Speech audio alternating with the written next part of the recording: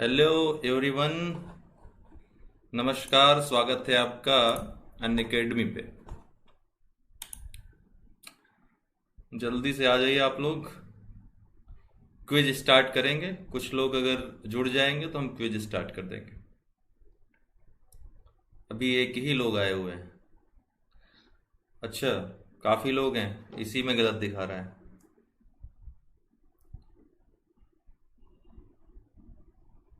Okay, तो आप लोग तैयार हैं क्विज के लिए? शुरू करें। आपको बता देना चाहते हैं, जो लॉ वाले हैं उनके लिए इंडियन एविडेंस एक्ट मैंने शुरू कर दिया है प्लस कोर्स में। तो जा करके सब्सक्रिप्शन लेके पढ़ सकते हैं अनअकैडमी पे, लर्निंग ऐप डाउनलोड करके। वो यूपीपीएससी वाले में जाकर कोई भी कोर्स एक बार ज्वाइन कर लेना है, फिर कुछ भी पढ़ते रहना उसमें। ठीक है ना? पीडीएफ वगैरह सब हमने आपको बताया ही हुआ है कि अनअकैडमी प्लस पे जाकर UD10 आपको वहाँ पर ये रेफरल कोड जो है, काफ़ी लोगों को नहीं पता है। कल हमसे कुछ लोग पूछ रहे थे, तो ये रेफरल कोड आपको यूज करना है। अनअकैडमी ये ऐप है, और ये UD10 आपको जो दिख रहा है रेफरल कोड, इसी को यूज करना है। UD10 को यूज करेंगे, वहां आपको सारी प्रक्रिया अपने आप समझ में आ जाएगी। चलिए, अभी हम इसके बारे में आपसे बाद में बात करेंगे, काफ़ी लोगों को नहीं पता है, तो लास्ट में हम क्लास के चर्चा करेंगे। तो अभी चलिए हम क्विज स्टार्ट करते हैं। आप लोग अपने उत्तर देते जाइएगा, और जो पहले उत्तर देगा मैं उसका नाम पढ़ूंगा। ठीक है, जैसा कि होता आया है। हम्म तो ये प्रश्न है आपके सामने, निम्नलिखित प्रदूषकों में से कौन सा बिसिनोसिस नामक रोग का कारण होता है? बिसिनोसिस का कौन सा कारण होता है? ABCD, ये 4 ऑप्शंस आपके सामने हैं।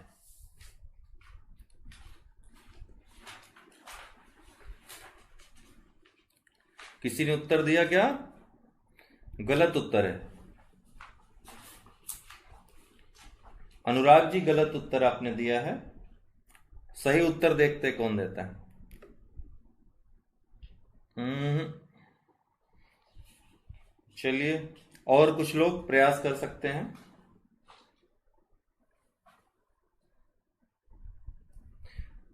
ओके, ललित जी आपने अब सही उत्तर दिया है।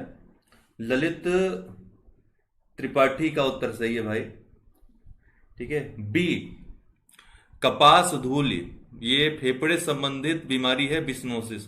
कपास के क्षेत्र में जो लोग कार्य करते हैं उनको ये बीमारी होती है खासकर। वैसे तो धान वगैरह के जो खेत होते हैं, जो कृषि के कार्य में लगे होते हैं, और जो लोग देखे होंगे, जब अनाज निकाला जाता है थ्रेसर आदि के द्वारा, तो बहुत ज़्यादा धूल के कण निकलते हैं। अगर आप उसमें निकलें तो आपके फेफड़े में जलन होने लगती है, कड़ा कड़ा लगने लगता है, गले में भी प्रॉब्लम होती है। तो ये, इससे अगर इस कंडीशन में आप कार्य करें लगभग 1 महीने या कई दिनों तक, तो आपको बिसनोसिस रोग होने के चांसेस होते हैं। तो मुख्यतः कपास उद्योग में लगे, कपास के से संबंधित जो क्षेत्र है उससे जो लोग जुड़े होते हैं, मजदूर जुड़े होते हैं, उनमें बिसनोसिस नामक रोग पाया जाता है। तो इसका जो उत्तर होगा बी होगा।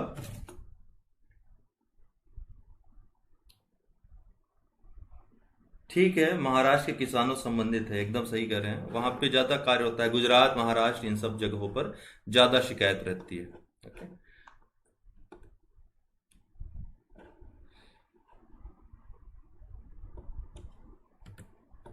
बिस्नोसिस एक दुर्लभ फुस्फुसीय रोग है, फेफड़े का रोग है। यह अंतर्ग्रहण के द्वारा जूट, पटसन और कपास के कणों के फेफड़ों में पहुंचने से होता है, और इसे कभी कभी ब्राउन लंग डिजीज भी कहा जाता है। यह व्यावसायिक अस्थमा का एक रूप है। संयुक्त राज्य अमेरिका में बिस्नोसिस विशेषतः अपरिष्कृत कपास संबंधी कार्यों में संलग्न व्यक्तियों से होता है।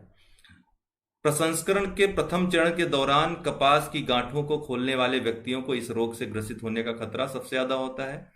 बिस्नोसिस रोग एक अन्य प्रकार से भी होता है, जैसे मैंने बताया, जिसे ग्रेन वर्कर्स लंग कहा जाता है। यह रोग खाद्यान्न फसलों से संबंधित क्रियाकलापों में संलग्न व्यक्तियों को भी हो सकता है। बिस्नोसिस के बारे में और जानेंगे तो बिस्नोसिस से पीड़ित रोगियों को सामान्यतः खांसी और सीने में जकड़न जैसी समस्याएं उत्पन्न होती हैं। कुछ लोगों में अवकाश के पश्चात पुनः कार्य आरंभ करने पर धूल के संपर्क में आने की स्थिति में मंडे फीवर हो जाता है। इस रोग से संबंधित, तो मंडे फीवर इसी से संबंधित है। इस रोग से संबंधित लक्षणों में सप्ताह भर के दौरान सुधार हो जाता है तथा लोगों का इस रोग को उत्पन्न करने वाली गतिविधियों से संपर्क समाप्त हो जाने की स्थिति में, अर्थात उन गतिविधियों से अगर आप अलग हो जाएं तो ये अपने आप भी सही हो सकता है। हालांकि निरंतर संपर्क की स्थिति में स्थायी क्षति और सांस लेने में कठिनाई हो सकती है और फेफड़े संबंधी गंभीर रोग भी इससे हो सकते हैं। अगला प्रश्न है बायो माइनिंग क्या है। ये 4 ऑप्शन है। बायो माइनिंग, बायो माइनिंग क्या है? ऑप्शन मैं पढ़ूंगा नहीं क्योंकि ऑप्शन पढ़ने में काफी कंफ्यूजन हो जाती है आपको। तो ऑप्शन आपके सामने है, 5 सेकंड का समय है और आप बताइए कि बायो माइनिंग है क्या।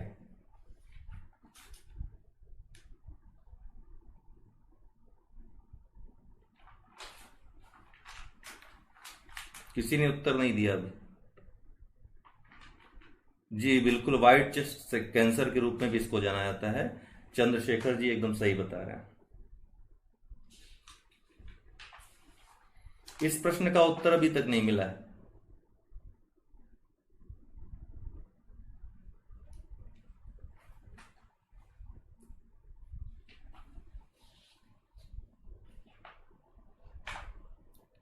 यस बिल्कुल सही, सब सही उत्तर दे रहे हैं इसका।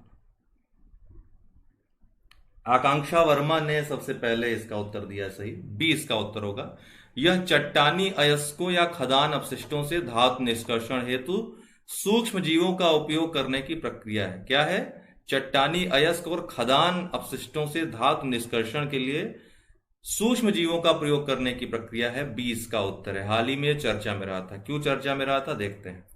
हालिया संदर्भ, दिल्ली नगर निगम द्वारा दिल्ली में 3 जल भराव क्षेत्रों अर्थात भलसवा, ओखला और गाजीपुर के बायो माइनिंग, जैव खनन और बायो रेमिडिएशन, जैव उपचारण की प्रक्रिया प्रारंभ कर दी गई है।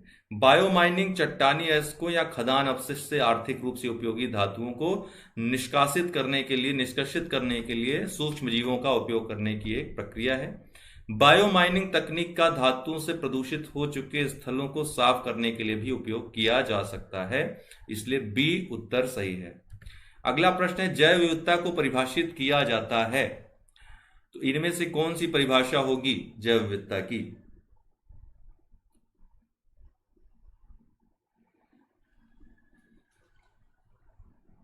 कृपया अपने उत्तर दें। जैव विविधता को परिभाषित किया जाता है,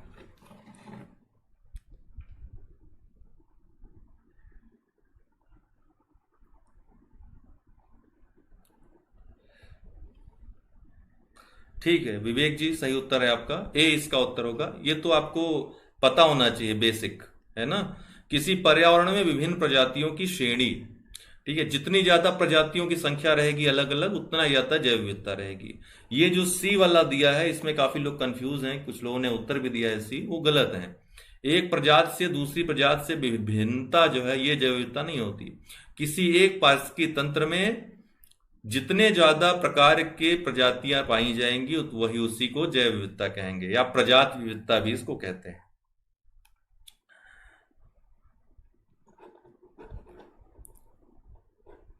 ओके नेक्स्ट, किस इसके बारे में पढ़ेंगे। किसी पर्यावरण में विभिन्न प्रजातियों की श्रेणियों को जैव विविधता के रूप में जाना जाता है।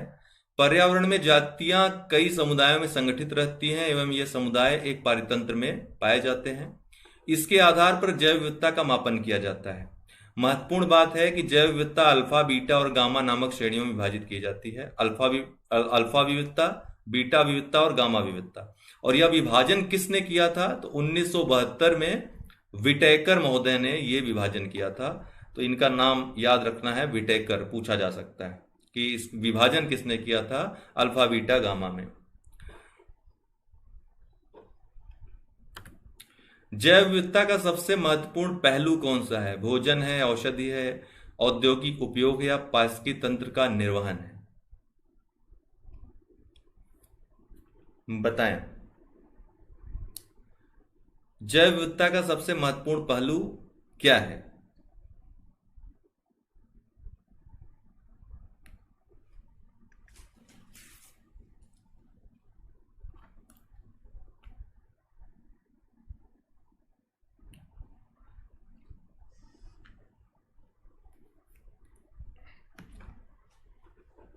दरअसल मेरा मोबाइल जो है डिस्कनेक्ट हो गया, इसमें नेट समाप्त हो गया, तो अपडेट हो रहा है।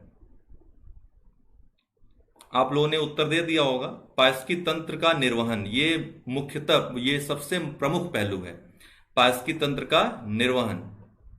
ओके, जैव विविधता का सबसे महत्वपूर्ण पहलू पारस्की तंत्र का निर्वहन है। यह कार्य विभिन्न स्तरों पर किया जाता है। जैव विविधता आनुवांशिक, जाति और समुदाय व पारितंत्र के स्तर पर विभिन्न प्रकार के कार्य करके पारस्की तंत्र का निर्वहन करती है। तो ये महत्वपूर्ण सबसे यही पहलू होता है। निम्नलिखित में से किसने सर्वप्रथम बायोडायवर्सिटी शब्द का प्रयोग किया था? ये तो हमने एक वीडियो में बताया भी था, इस पर चर्चा भी की थी। किसने सबसे पहले बायोडायवर्सिटी शब्द का प्रयोग किया था?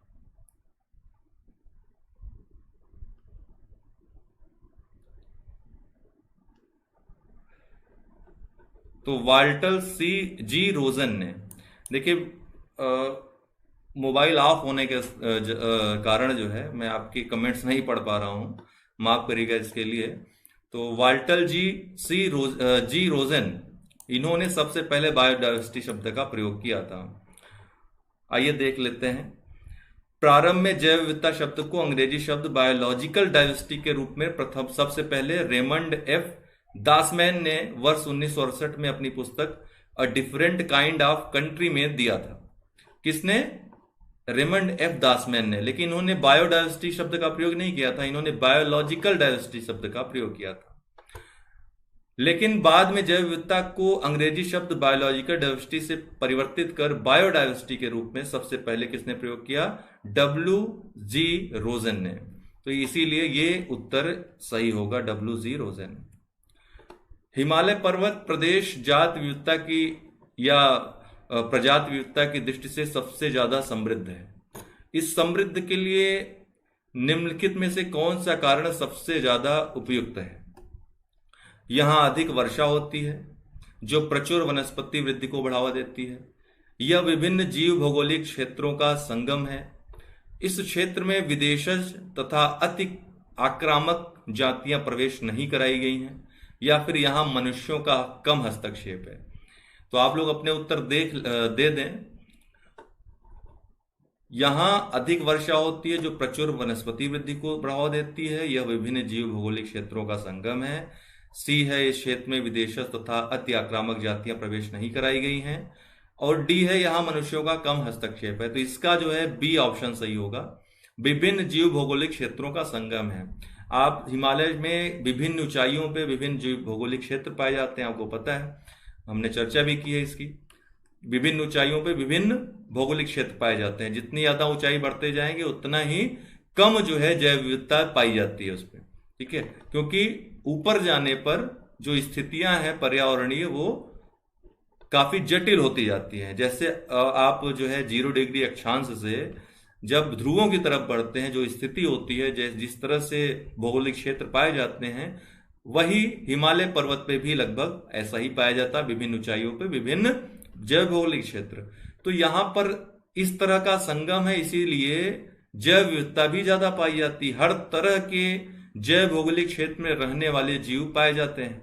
तो सबसे ज्यादा जैव विविधता इसीलिए पाई जाती है। जैव विविधता की दृष्टि से इसीलिए अत्यंत समृद्ध है। और भारत के जो 4 हॉट स्पॉट्स हैं, उनमें से एक पूर्वी हिमालय भी आता है। भारत में 4 हॉट स्पॉट्स हैं जैव विविधता के। पूर्वी हिमालय, आपका पश्चिमी घाट, भारत म्यांमार और सुंडालैंड, ये 4 आते हैं। हिमालय पर्वत प्रदेश जैव विविधता की दृष्टि से अत्यंत समृद्ध है। इसका प्रमुख कारण यहाँ विभिन्न जीव भौगोलिक क्षेत्रों का सम्मिलन होना है। निम्नलिखित कथनों पर विचार करें। उच्चतर अक्षांशों की तुलना में निम्नतर अक्षांशों में जैव विविधता सामान्यतः अधिक होती है। पर्वतीय प्रवणताओं में उच्चतर उन्नतांशों की तुलना में निम्नतर उन्नतांशों में जैव विविधता सामान्यतः अधिक होती है। देखिए, अभी हमने जो इसके पिछले प्रश्न में चर्चा की, ठीक वही प्रश्न है, दूसरे प्रकार से पूछा गया है। ठीक है, आईएएस में पूछा हुआ प्रश्न है। इसका आप जवाब दे लें, तब मैं आपको जवाब देता हूं। 5 सेकंड आपको देता हूं, आप अपना जवाब दे लें तो मैं जवाब देता हूं। ध्यान से पढ़ेंगे तो आसानी से उत्तर आ जाएगा। देखिए, दोनों ही सही है। ठीक है, इसमें दोनों कथन सही है। उच्चतर अक्षांशों की तुलना में निम्नतर अक्षांशों में जैव विविधता सामान्यतः अधिक होती है। ठीक है, निम्नतर अक्षांश मतलब कि आपका जो है उष्णकटिबंधीय क्षेत्र, उष्णकटिबंधीय वर्षा वनों में वर्षा अधिक होती है, यहाँ पे पर्यावरणीय दृष्टि से ज्यादा जैव विविधता के लिए अच्छी दशाएं हैं। तुलनात्मक रूप से जैसे ऊपर आप बढ़ते जाएंगे ध्रुवीय क्षेत्रों में पर्यावरणीय दृष्टि से जटिलता बढ़ती जाएगी, उसी तरह जैव विविधता भी कम होती जाएगी। तो पहला सही है। दूसरा, पर्वतीय प्रवणताओं, प्रवणता मतलब ग्रेडियंट्स, जो झुकाव होता है या ऊंचाई कह सकते हैं इसको, जो उच्चतर उन्नतांश होते हैं उनकी तुलना में निम्नतर उन्नतांशों में जैव विविधता सामान्यतः अधिक होती है। यही हमने पिछले वाले प्रश्न में देखा। तो दोनों ही सही है, सी इसका उत्तर होगा, 1 और 2 दोनों। उच्चतर अक्षांशों की तुलना में निम्नतर अक्षांशों में जैव विविधता सामान्यतः अधिक होती है। उष्णकटिबंधीय क्षेत्र जहां की जैव विविधता सर्वाधिक है निम्न अक्षांशों में ही स्थित है, 0 से 10 डिग्री अक्षांश में लगभग पाए जाते हैं। पर्वतीय क्षेत्रों में उच्चतर उन्नतांशों, चोटियों की तुलना में निम्नतर उन्नतांशों में जैव विविधता सामान्यतः अधिक होती है। अगला प्रश्न है, जैव विविधता हॉट स्पॉट केवल उष्णकटिबंधीय प्रदेशों में स्थित है। हमने आपको कई बार कहा है कि जब आप ऐसे प्रश्न टैकल करें जहां पर केवल दिया हो तो आपको वो उस बात के बारे में, उस कॉन्सेप्ट के बारे में एकदम क्लियर रहना चाहिए। अगर क्लियर नहीं है तो आप गलत हो सकते हैं वहां पे। ऐसा 80% केस में देखा गया है कि जहां पर केवल शब्द यूज होता है वो स्टेटमेंट गलत होता है, लेकिन 20% का सही होना ये खतरे की घंटी होता है कि आप केवल को हमेशा गलत नहीं मान सकते हैं।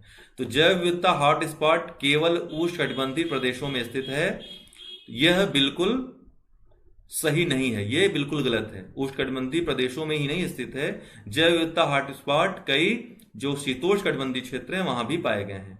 भारत में 4 जैव विविधता हॉट स्पॉट हैं, अर्थात पूर्वी हिमालय, पश्चिमी घाट, अंडमान निकोबार द्वीप। तो क्या ये सही है? ये भी गलत है। ठीक है, भारत में 4 तो हैं लेकिन ये पश्चिमी हिमालय नहीं आता है। ठीक है, पश्चिमी हिमालय सम्मिलित नहीं है इसमें। और अंडमान निकोबार द्वीप समूह ये सुंडालैंड का ही जो चौथा है उसका भाग है, तो ये तो सही है, लेकिन पश्चिमी हिमालय गलत है। तो जैव विविधता के भारत में 4 हॉट स्पॉट हैं, पूर्वी हिमालय, पश्चिमी घाट, भारत म्यांमार और सुंडालैंड, तो ये 4 हैं, जबकि पश्चिमी हिमालय नहीं आता है। तो जैव विविधता हॉट स्पॉट ये दोनों ही गलत होंगे, 1 और 2, न तो 1 न तो 2, डी इसका उत्तर होगा। जैव विविधता हॉट स्पॉट केवल उष्णकटिबंधीय प्रदेशों में ही नहीं बल्कि उच्च अक्षांशीय प्रदेशों में भी पाए जाते हैं जहां पे ऐसी स्थितियां विद्यमान हो। भारत में 4 जैव विविधता हॉट स्पॉट स्थल हैं। ये हॉट स्पॉट हैं पूर्वी हिमालय, पश्चिमी घाट, म्यांमार भारत सीमा और सुंडालैंड। अंडमान निकोबार द्वीप समूह जो है म्यांमार भारत सीमा तथा सुंडालैंड का ही एक भाग है, इसलिए ये तो सही हो सकता है, लेकिन पश्चिमी घाट बिल्कुल गलत है। पश्चिमी हिमालय वो हॉट स्पॉट में नहीं आता है। जैव विविधता के नाश का कारण है, जैव विविधता के नाश का क्या कारण है? अब यहां पर मैं 2 प्रश्न इसी ढंग के करूंगा। कल भी हमने चर्चा की थी, जो रैपिड टेस्ट था, फैक्चुअल जो प्रश्न हमने कल हल किए थे 75, एक बार फिर देख लीजिएगा, वहीं से ज्यादा प्रश्न आपके आते हैं। जैव विविधता के नाश का क्या कारण है? जीवों के प्राकृतिक आवास में कमी, पर्यावरण प्रदूषण, वनों का नाश, ये सभी जैव विविधता के नाश के कारण है। लेकिन अगला प्रश्न, जैव विविधता के ह्रास का मुख्य कारण कौन सा है? तो यहां भी सभी कारण हैं, लेकिन यहां मुख्य कारण पूछ लिया है। तो मुख्य कारण क्या हो जाएगा? प्राकृतिक आवासीय विनाश सबसे ज्यादा महत्वपूर्ण कारण है।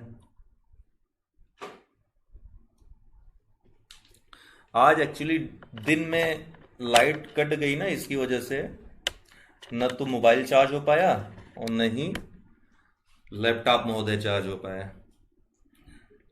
तो जैव विविधता के ह्रास का जो सबसे मुख्य कारण है प्राकृतिक आवासीय विनाश, डी इसका उत्तर होगा। सबसे मुख्य कारण पूछ रहा है तो 2 तरह से प्रश्न पूछेगा, एक मुख्य कारण पूछेगा, एक कारण पूछेगा। कारण में तो सभी आ जाएंगे, बहुत सारे कारण हैं जैव विविधता के नाश के, लेकिन सबसे मुख्य कारण क्या है? आवासीय विनाश। ठीक है, जो आवासीय विनाश है इससे सबसे ज्यादा जैव विविधता में ह्रास हुआ है। निम्नांकित में से क्रायो बैंक XC2 संरक्षण के लिए कौन सी गैस सामान्यतः प्रयोग होती है? कौन सी गैस प्रयोग में लाई जाती है? बायो वाले स्टूडेंट्स के लिए तो आसान प्रश्न है ये, ठीक है। किस में रखी जाती हैं? ये जो है, जैसे कि आप किसी जैव प्रयोगशाला में जाएं तो आप देखेंगे कि ये द्रवित, किसमें? द्रवित नाइट्रोजन में रखे जाते हैं। ए इसका उत्तर होगा, ठीक है, द्रवित नाइट्रोजन में। ए आंसर होगा इसका। एक सीटू संरक्षण एक ऐसी प्रक्रिया है जिसके द्वारा वनस्पतियों एवं जानवरों की विलुप्त प्राय प्रजातियों का संरक्षण उनके प्राकृतिक आवास से पृथक किया जाता है, प्राकृतिक आवास से हटाकर, क्योंकि इनको संकट होता है उनके प्राकृतिक आवास में। एक सीटू संरक्षण के तहत जीवित शुक्राणुओं, अंडों तथा भ्रूणों के नमूनों को अत्यंत कम तापमान पर उनको संरक्षित करने के लिए द्रवित नाइट्रोजन में संरक्षित किया जाता है। हमने एक सीटू और इन सीटू संरक्षण के बारे में आपको बताया था, तो वही है, पूछ रहा है, तो इसका उत्तर क्या हो जाएगा? द्रवित नाइट्रोजन। नाइट्रोजन पूछा है तो नाइट्रोजन इसका उत्तर हो जाएगा।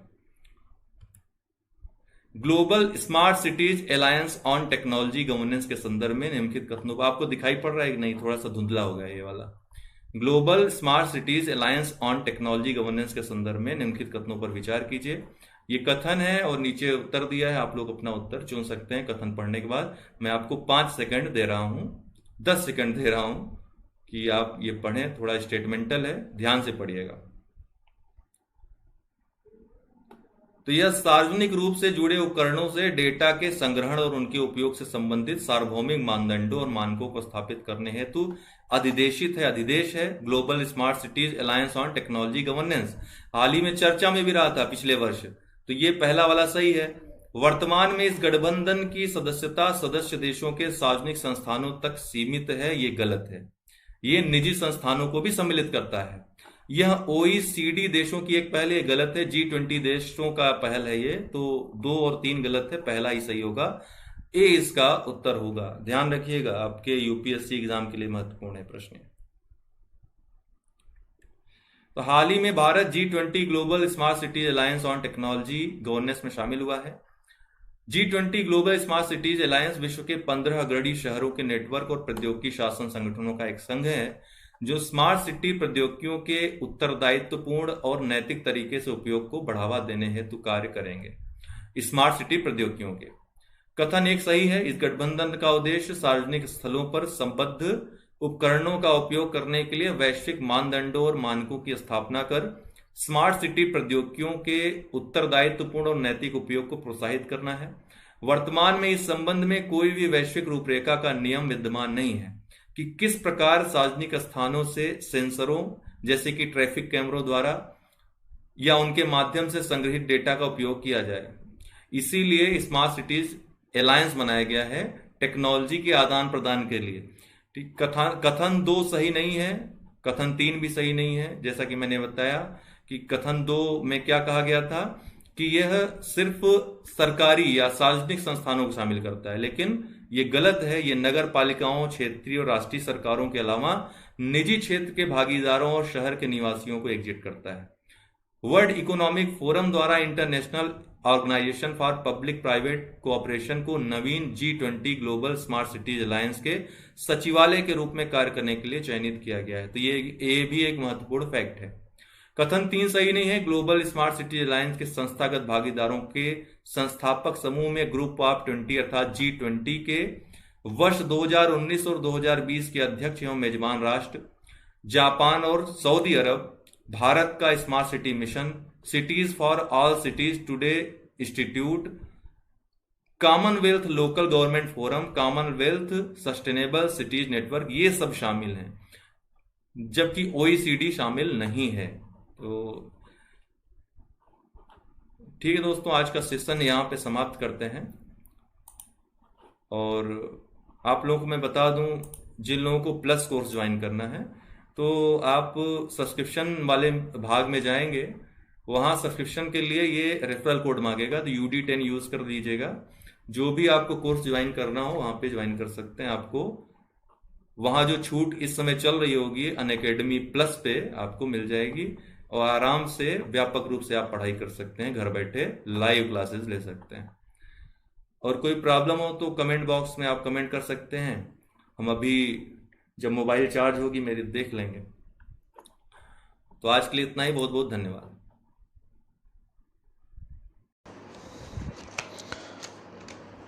दोस्तों नमस्कार, स्वागत है आपका लेट्स क्रैक यूपी एग्ज़ाम्स में। और विज्ञान प्रौद्योगिकी की ये सीरीज चल रही है हम लोगों की, एमसीक्यू चल रही है। इसके बाद कॉन्सेप्चुअल जो चीज़ें हैं वो हम चलाएंगे।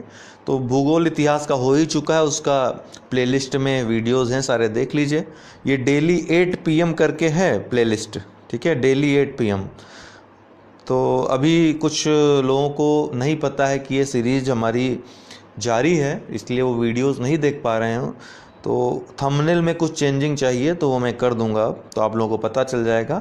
इस प्लेटफॉर्म पे यूपी एग्ज़ाम से जुड़ी सारी चीज़ें आपको एक साथ मिलेंगी, इसीलिए इस प्लेटफॉर्म का उपयोग करिए अपनी सफलता के लिए। प्रश्न शुरू करेंगे। हाँ, सुबह वाला वीडियो आप देखना मत भूला करिए दोस्तों। अब लॉकडाउन के बाद परीक्षाओं जुड़ी खबरें तेज़ी से अब आएंगी करंट अफेयर्स के साथ, उसका भी आप उसकी भी जानकारी ले सकते हैं, परीक्षाओं जुड़ी भी। तो निम्नलिखित में से कौन सा एंजाइम ग्लूकोज को इथेनॉल में परिवर्तन करने के लिए प्रेरित करता है या परिवर्तित करता है? कौन सा एंजाइम ग्लूकोज को? तो जाइमेज एंजाइम है उसका नाम, याद रखिएगा। माल्टेज तो माल्टोज को ग्लूकोज में परिवर्तित करता है, वहीं जाइमेज जो है वो ग्लूकोज को इथेनॉल में परिवर्तित करता है। अभी आगे एक प्रश्न में और भी हम डिटेल में देखेंगे। फिलहाल इसका जो उत्तर होगा सी। आपको जो डाउट रहा करे दोस्तों वो कमेंट बॉक्स पूछ लिया करिए। अभी रिकॉर्डेड वीडियोज़ आ रहे हैं, बाद में लाइव वीडियोज़ आएंगे तो उसमें दिक्कत नहीं होगी, आपके प्रश्नों का त्वरित उत्तर देने का प्रयास उससे किया जाएगा। मानव शरीर में स्थित पुच्छ निम्नलिखित में से किस संरचना से संलग्न होता है? जो अपेंडिक्स है वो किससे संबंधित होता है? देखिए, वृहद आंत और छोटी आंत जहाँ पे मिलते हैं वहीं पर आप देखेंगे कि वृहद आंत का जो एक भाग है वृहद आंत में, जिसको सीकम बोलते हैं, उस सीकम से ही ये जुड़ा होता है अपेंडिक्स। तो ये अवशेषी अंग एक प्रकार का होता है, इसका कोई कार्य होता नहीं है।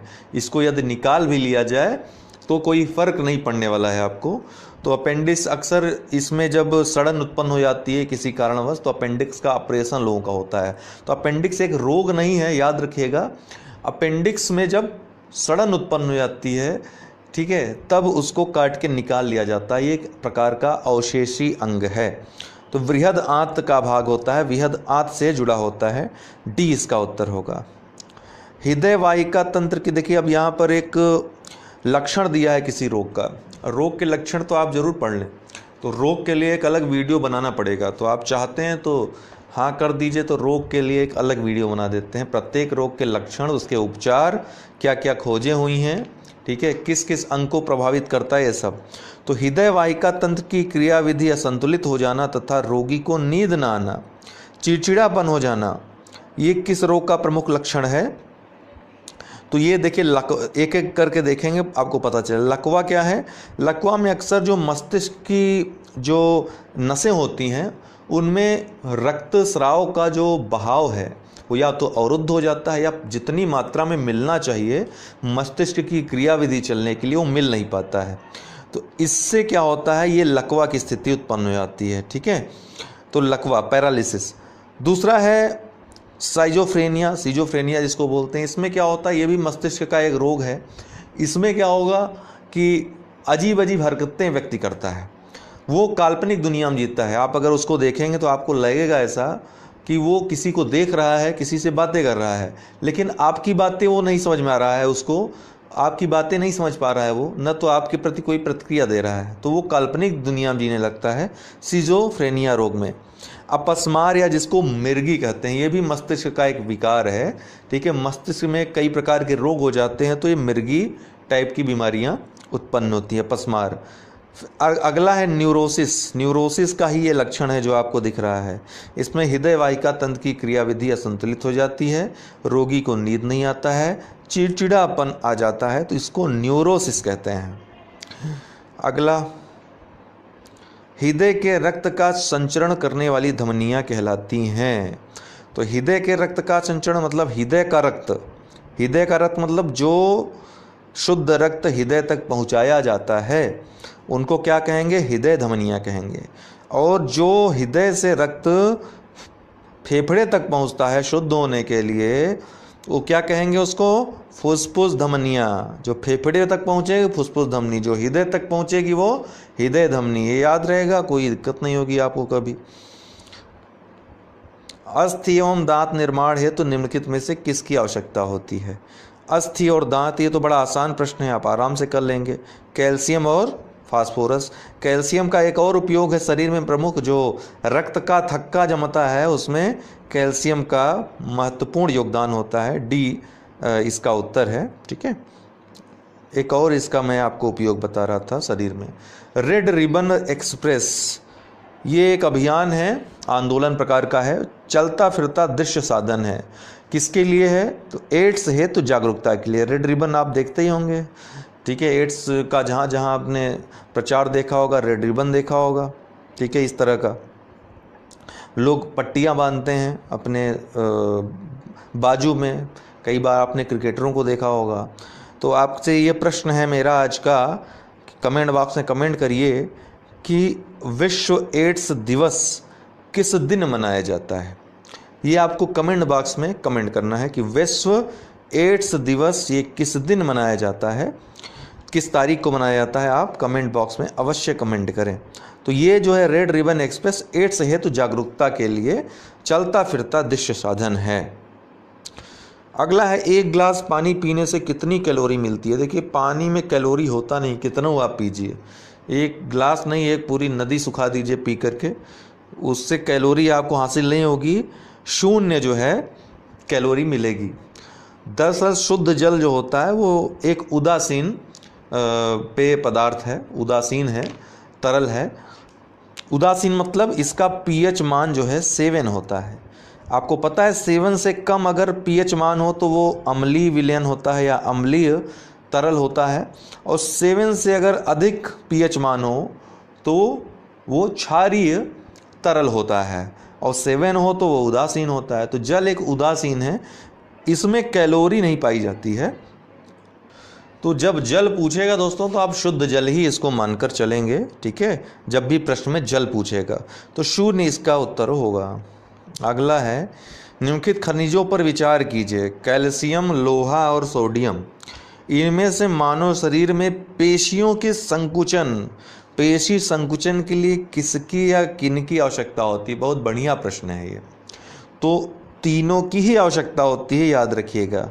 पेशियों के संकुचन के लिए कैल्शियम, लोहा, सोडियम, इन तीनों की आवश्यकता होती है। तो रक्त में कैल्शियम, सोडियम और आयरन या लोहा, इनका समुचित अनुपात हृदय की गति और अन्य मांसपेशियों को उत्तेजित करना, उनमें संकुचन की क्रिया संपन्न करने हेतु आवश्यक है। इनकी एक निश्चित अनुपात में मात्रा आवश्यक होती है। तो डी इसका उत्तर है।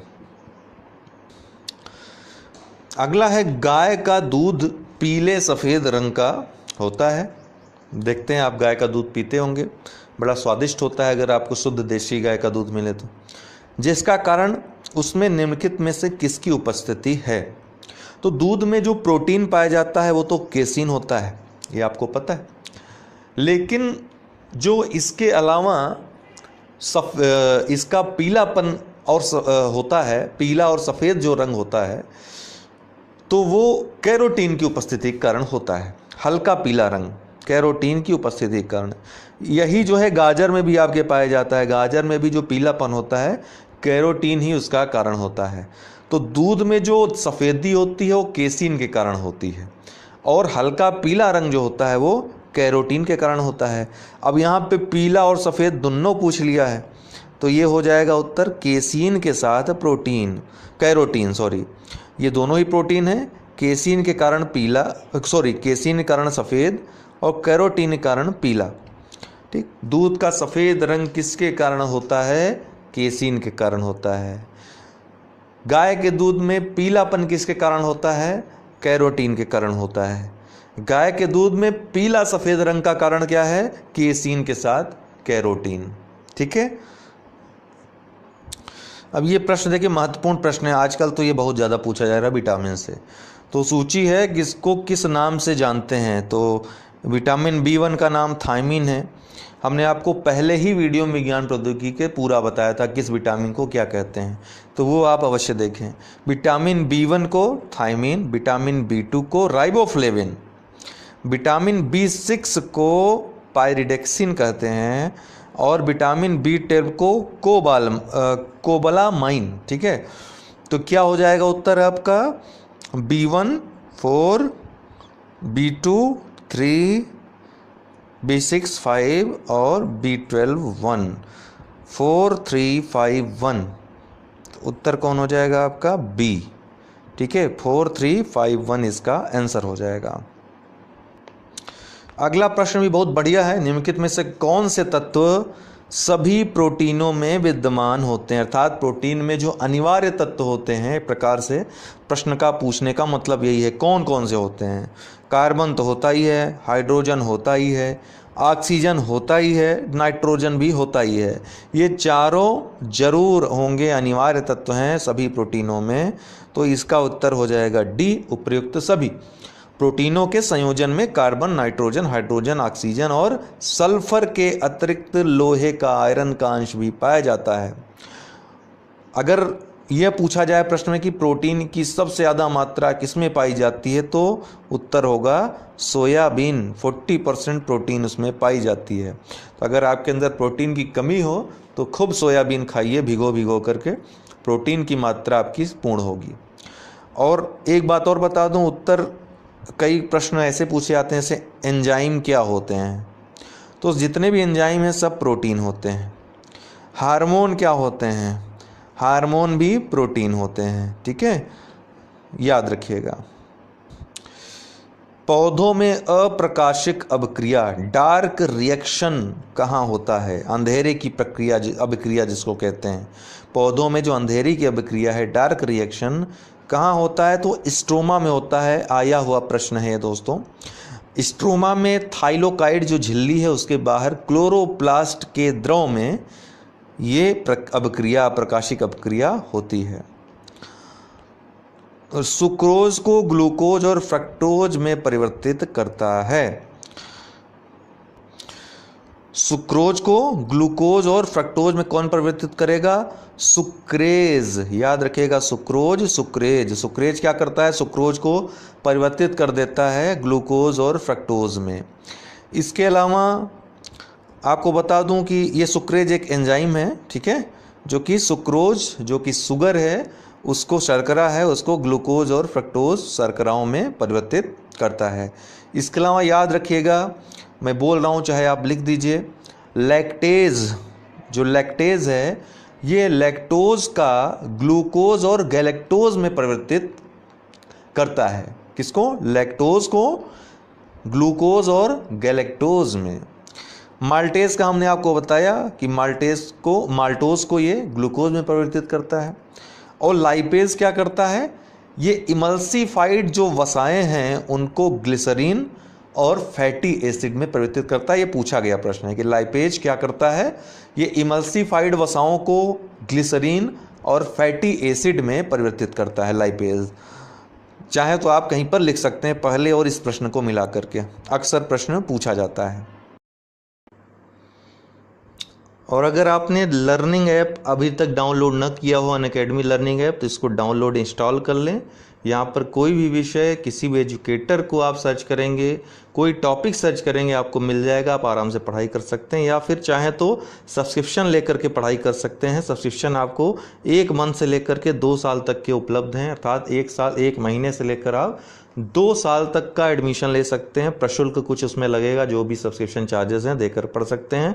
हमारा रेफरल कोड अगर आप यूज़ करते हैं, रेफरल कोड है UD10 मेरा, ये यूज़ करते हैं तो किसी भी कोर्स में आपको छूट मिल जाएगी, ठीक है। तो इसको अवश्य, अगर आपको ज्वाइन करना है तो UD10 रेफरल कोड अवश्य यूज़ करिएगा, ठीक है ना।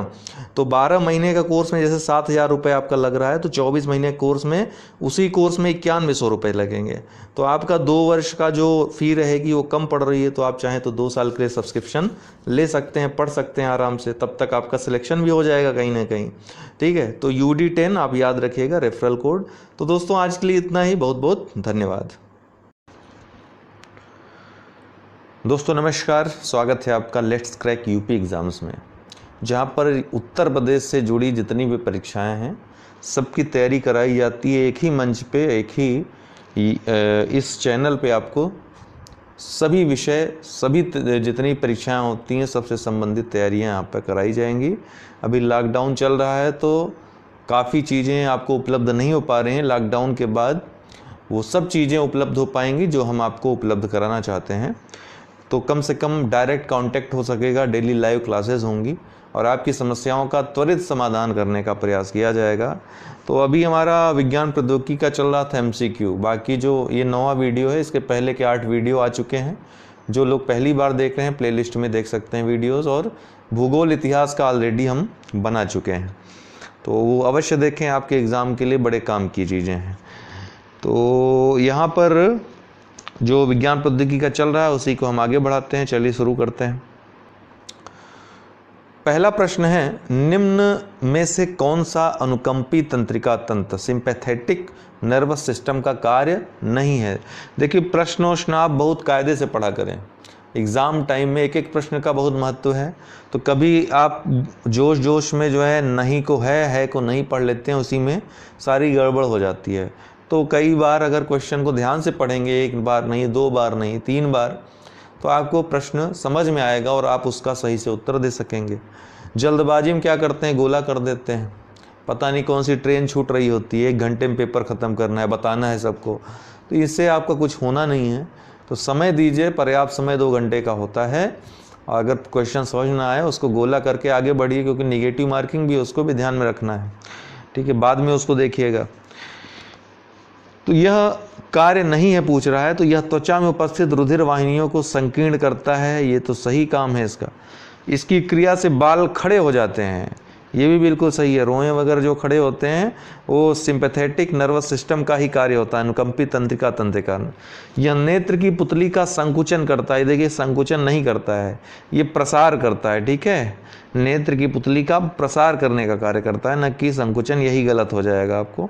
और यह रक्तदाब को, ब्लड प्रेशर को बढ़ाता है, ये भी बिल्कुल सही है। शुगर जो है, रक्त की शुगर को ये बढ़ा देता है और रक्तदाब को भी इस तरह से बढ़ाता है। तो इसका जो उत्तर होगा C होगा। संकुचन नहीं बल्कि ये प्रसार करता है। देखिए, हम आपको समय देते जाएंगे।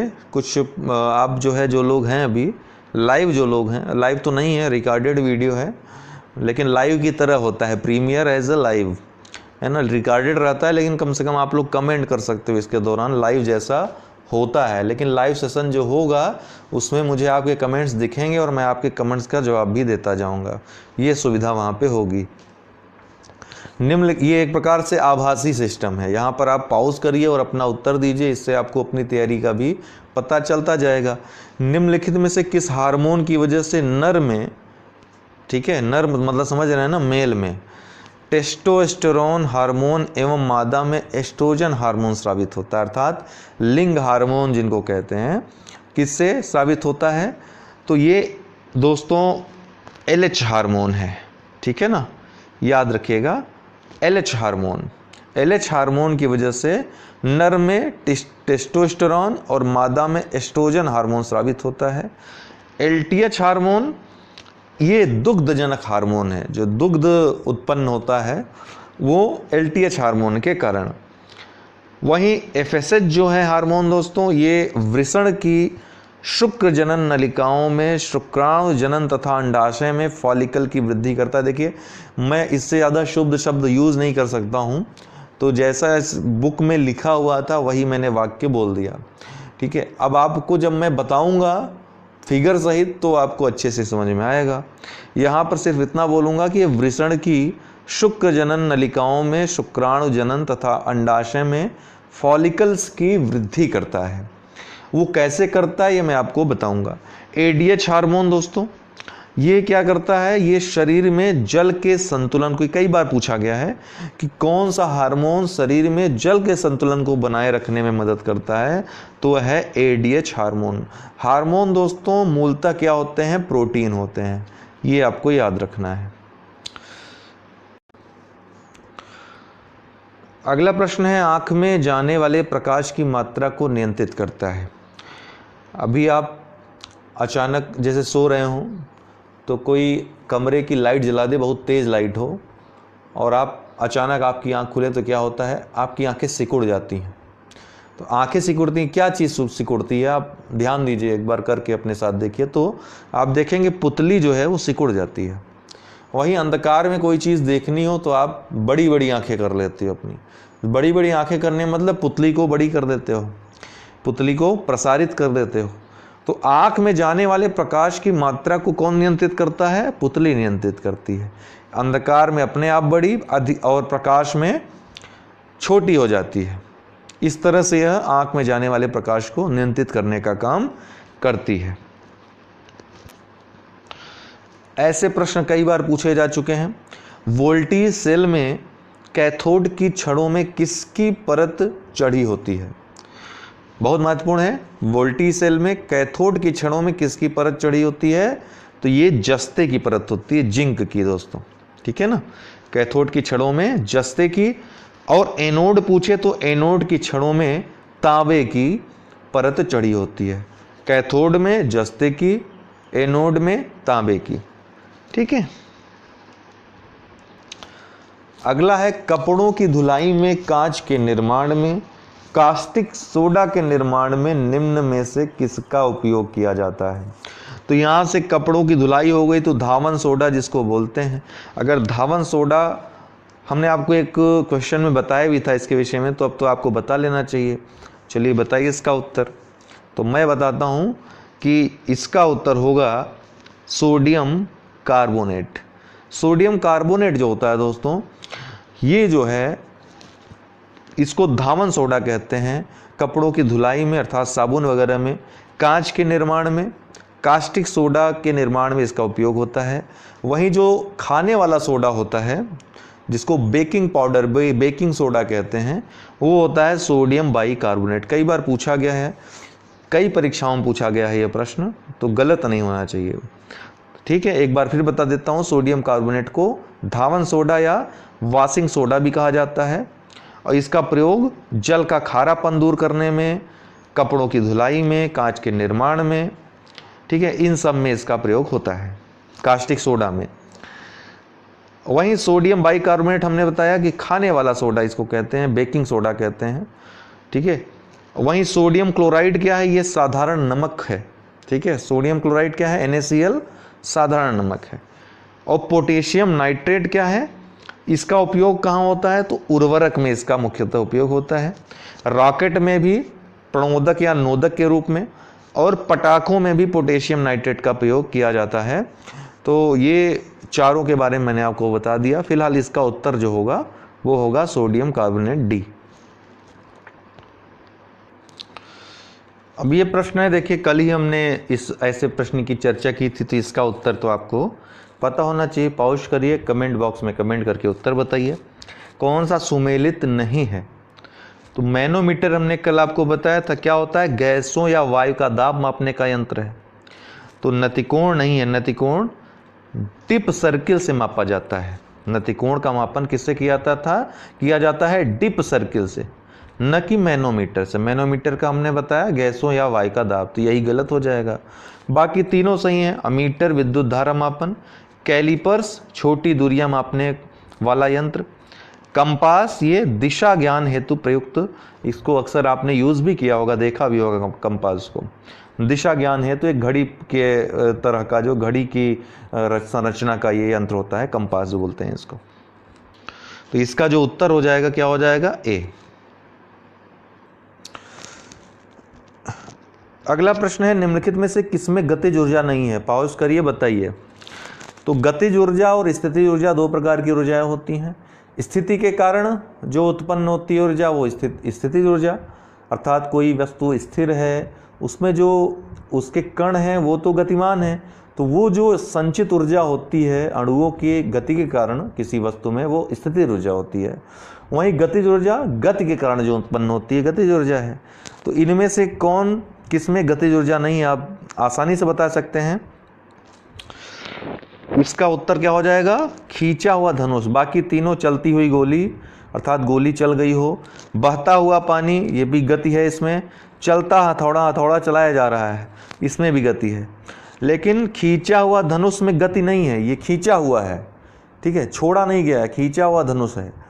ओके, बाण में जो है, जो धनुष से बाण छोड़ा जाएगा, तीर जो छोड़ा जाएगा, उसमें गतिज ऊर्जा होगी, लेकिन धनुष में क्या है, स्थितिज ऊर्जा है। बाकी तीनों सही हैं, बाकी तीनों में गतिज ऊर्जाएं हैं। इसके अलावा खींचे हुए धनुष के अलावा तनी हुई स्प्रिंग पूछा जाता है, उसमें भी स्थितिज ऊर्जा है। कमानी की ऊर्जा, वो भी स्थितिज ऊर्जा है। ये सभी स्थितिज ऊर्जाओं के उदाहरण हैं। तो गति और स्थिरता में जब आपको अंतर पता होगा, ध्यान से देखेंगे, पढ़ेंगे उत्तरों को, तो उत्तर भी आपका सही होगा। तो इसका जो उत्तर हो जाएगा, क्या हो जाएगा, खींचा हुआ धनुष। अगला है, निम्नलिखित में से कौन सा युग्म सही सुमेलित नहीं है। ये प्रमुख केंद्र हैं, वैज्ञानिक केंद्र हैं, और उनका मुख्यालय दिया हुआ है। तो अंतरिक्ष अनुप्रयोग केंद्र, ये कहाँ है, अहमदाबाद में स्थित है, बिल्कुल सही है। ठीक है। स्पेस एप्लीकेशन सेंटर कहाँ है, अहमदाबाद में। SAC भी इसको बोलते हैं, SAC, सैक। राष्ट्रीय सुदूर संवेदन केंद्र हैदराबाद में है, बिल्कुल सही। रिमोट सेंसिंग सेंटर जो है भारत का, ठीक है, राष्ट्रीय remote sensing centre, national remote sensing centre, ये हैदराबाद में है। इसरो दोस्तों, ये भारत का जो अंतरिक्ष अनुसंधान संगठन है, भारतीय अंतरिक्ष अनुसंधान संगठन, इसरो, ये कहाँ पर स्थित है, ये बेंगलुरु में स्थित है। के सिवान इसके इस समय प्रमुख हैं, ठीक है, निदेशक हैं इस समय इसके। ये श्रीहरिकोटा में स्थित नहीं है, श्रीहरिकोटा आंध्र प्रदेश में है, और यहाँ से उपग्रह प्रक्षेपण केंद्र है भारत का, प्रमुख उपग्रह प्रक्षेपण केंद्र है भारत का श्रीहरिकोटा में। लेकिन इसरो का मुख्यालय बेंगलुरु में है। विक्रम साराभाई अंतरिक्ष केंद्र, तो ये भी अक्सर पूछा जाता है। विक्रम साराभाई स्पेस सेंटर, कभी कभी इसका जो है फुल फॉर्म ना पूछ करके शॉर्ट फॉर्म में पूछ लेता है। तो ये तिरुवनंतपुरम में है, केरल में, ये भी बिल्कुल सही है। और अगर आपने लर्निंग ऐप अभी तक डाउनलोड न किया हो, अनअकैडमी लर्निंग ऐप, तो इसको डाउनलोड इंस्टॉल कर लें। यहाँ पर कोई भी विषय, किसी भी एजुकेटर को आप सर्च करेंगे, कोई टॉपिक सर्च करेंगे, आपको मिल जाएगा, आप आराम से पढ़ाई कर सकते हैं। या फिर चाहें तो सब्सक्रिप्शन लेकर के पढ़ाई कर सकते हैं। सब्सक्रिप्शन आपको 1 मंथ से लेकर के 2 साल तक के उपलब्ध हैं, अर्थात 1 साल 1 महीने से लेकर आप 2 साल तक का एडमिशन ले सकते हैं। प्रशुल्क कुछ उसमें लगेगा, जो भी सब्सक्रिप्शन चार्जेस हैं देकर पढ़ सकते हैं। हमारा रेफरल कोड अगर आप यूज़ करते हैं, रेफरल कोड है UD10 मेरा, ये यूज़ करते हैं तो किसी भी कोर्स में आपको छूट मिल जाएगी। ठीक है, तो इसको अवश्य, अगर आपको ज्वाइन करना है तो UD10 रेफरल कोड अवश्य यूज़ करिएगा। ठीक है ना। तो 12 महीने का कोर्स में जैसे 7,000 रुपये आपका लग रहा है, तो 24 महीने कोर्स में, उसी कोर्स में 9100 रुपये लगेंगे। तो आपका 2 वर्ष का जो फ़ी रहेगी वो कम पड़ रही है। तो आप चाहें तो 2 साल के लिए सब्सक्रिप्शन ले सकते हैं, पढ़ सकते हैं आराम से, तब तक आपका सिलेक्शन भी हो जाएगा कहीं ना कहीं। ठीक है, तो UD10 आप याद रखिएगा, रेफरल कोड। तो दोस्तों आज के लिए इतना ही, बहुत बहुत धन्यवाद। दोस्तों आपको बताना चाहता हूं कि अनअकैडमी लर्निंग ऐप पर आप प्लस कोर्सेज सब्सक्रिप्शन ले सकते हैं। चाहे आप UPPSC की तैयारी की, किसी भी एग्ज़ाम की तैयारी कर रहे हो, खंड शिक्षा अधिकारी, RO, UPPCS या UPSSC में लेखपाल, या फिर अन्य जो वैकेंसीज़ आती हैं ग्रुप C की, सब इंस्पेक्टर UPSI की तैयारी, मतलब कोई भी तैयारी आप उत्तर प्रदेश की कर रहे हैं, या फिर UPSC करना चाहते हैं, BPSC करना चाहते हैं, MPPSC करना चाहते हैं, राजस्थान पे, मतलब कुछ भी आप यहाँ पे NDA करना चाहते हैं, जो भी आप A to Z कोर्स करना चाहते हो, सब्सक्रिप्शन यहाँ पर ले सकते हो। यहाँ पर सब्सक्रिप्शन का आपको दिया रहेगा प्लस सब्सक्रिप्शन, जैसे UPPSC UPSSC का सब्सक्रिप्शन लेना हुआ तो वहाँ पर जितना भी है पे आपको सब्सक्रिप्शन चार्जेस हैं वहाँ पर लिखे मिल जाएंगे। कंटिन्यू करने पे आपको यहाँ पर रेफरल कोड डालने के लिए आएगा, और रेफरल कोड में आपको UD10 यूज़ करना है। आप 1 साल या 2 साल या जितनी मंथ की आप लेना चाहते हो ले सकते हो, सब्सक्रिप्शन आपके ऊपर है। उतने समय के लिए वो मतलब वो, जैसे आप UPPSC UPSSC सब्सक्रिप्शन ले रहे हैं तो ये आपकी सीट रिज़र्व हो जाती है। कोई भी क्लास, लाइव क्लास आई हुई या फिर आने वाली, वो आप ले सकते हैं।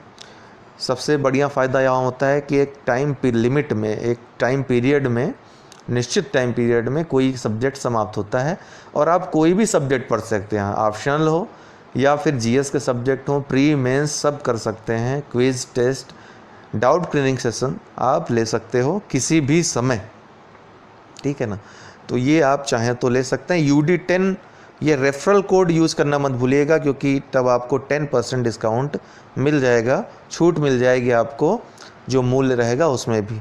और 1 वर्ष और 2 वर्ष के आप सब्सक्रिप्शन चार्जेस अगर देखें तो 2 वर्ष का सब्सक्रिप्शन चार्ज लेना आपके लिए बहुत ही सही पड़ रहा है, सस्ता पड़ रहा है। तो आप जब भी लीजिए 2 वर्ष का लीजिए, मेरा ये सजेशन आपके लिए रहेगा।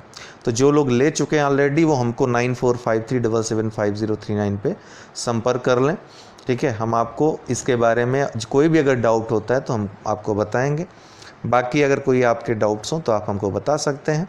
फ़िलहाल आज के लिए बहुत बहुत शुक्रिया, बहुत बहुत धन्यवाद।